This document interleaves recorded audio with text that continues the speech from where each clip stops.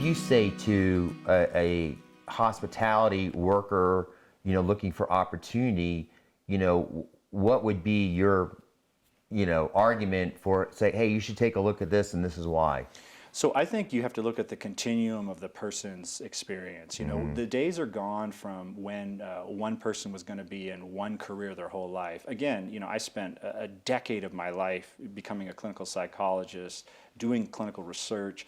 Today I'm running a hospital. There's definitely some overlap, but they're very different. The same thing for people who begin a career in the hospitality industry or really are not sure what they want to do.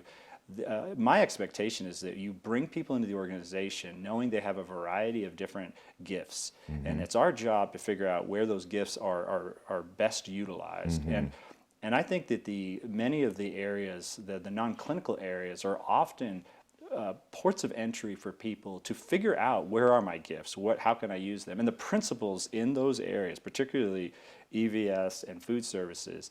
Those principles are very important. As a 16-year-old, I worked in fast food, and I learned lessons as a 16-year-old that to this very day I think about. Now that I'm older in my 50s, there's a lot of key principles about taking care of people that and taking care of their physical space in a personal way that allow you into the healthcare space to look at the broad assortment of activities that go on in healthcare and figure out where do you fit best. Right. So I don't look, in fact, I've been involved in building pipelines to bring people into other departments through both EVS and food services, particularly young people or people who are changing careers.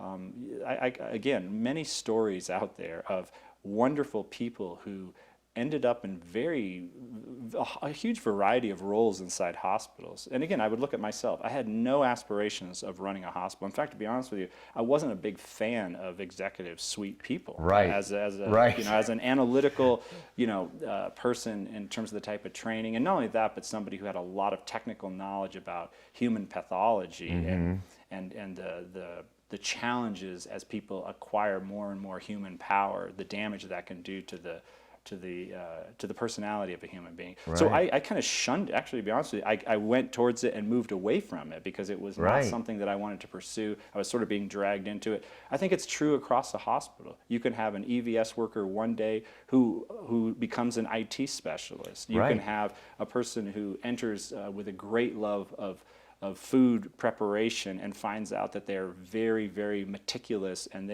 cleaning instruments is their gift. I mean, and so there's a lot of ways to think about the role. Now again, within EVS food services alone, those fields are critical. They're some of the highest touch areas.